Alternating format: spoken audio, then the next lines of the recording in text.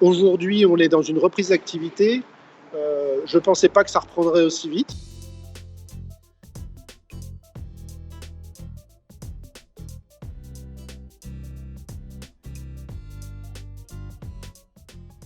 Je vais sortir à l'extérieur et puis on va suivre le schéma, je dirais, classique. Comme ça, vous verrez l'ensemble des moyens qui ont été mis en place. Donc, quand vous arrivez à l'établissement, vous avez ce collaborateur qui, normalement, n'est pas là, qui est là pour accueillir tous les clients, vérifier quelle est leur destination, est-ce qu'ils viennent pour le service commercial, et dans ce cas-là, on les oriente sur un parking d'attente qui est un petit peu plus loin sur le côté gauche, que vous pouvez voir au fond.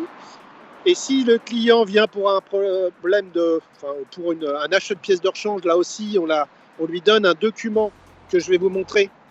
En fait, c'est un document recto verso. D'un côté, ça c'est pour la partie atelier avec ce qu'on a mis en place, et de l'autre côté, on a pour la partie pièces de rechange avec un petit schéma, puisque le site est grand, pour que le client puisse retrouver plus facilement la partie pièces de rechange. D'accord ? Merci Jolan. On a créé ici et balisé des zones qui ne sont absolument pas comme ça d'habitude, où les véhicules sont stockés, véhicules neufs ou véhicules pour réparation, et on a une équipe de décontamination qui est là, avec un certain nombre de produits. D'ailleurs, on en a un qui est en train d'être fait. Donc on a un véhicule qui est en attente, et le collaborateur qui est là est en train de décontaminer le véhicule.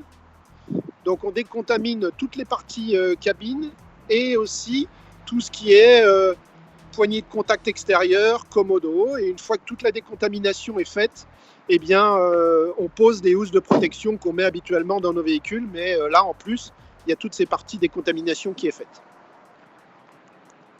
Sur la partie droite de l'établissement, comme vous le voyez là, on a créé des zones bien spécifiques pour tout ce qui est véhicule.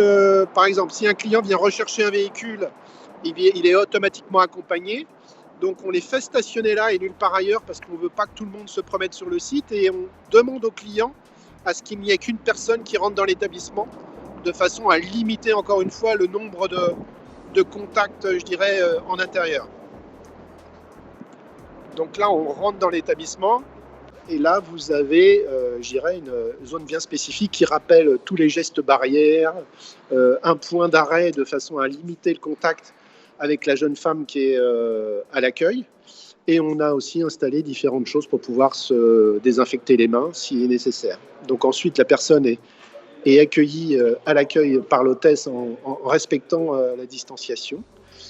Et après, l'ensemble de comme vous pouvez le voir ici, on a mis du balisage de façon à limiter le contact. Et on a fait ce genre de choses à tous nos postes, je dirais, de réception. Les différents salons d'attente, on a supprimé une place sur 2 de façon à respecter là encore la distanciation des clients. Et on a refait la même chose au niveau de la pièce de rechange.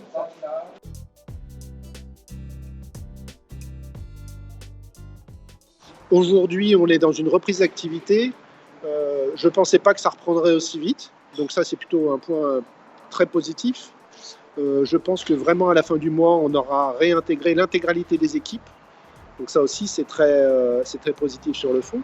Il est clair que toute l'activité qu'on a perdue pendant presque ces 2 mois, on ne la récupérera pas. Ça sera impossible à récupérer, puisqu'on ne vend que de la prestation de service. Donc la prestation de service qui n'a pas été exécutée, c'est trop tard, c'est passé.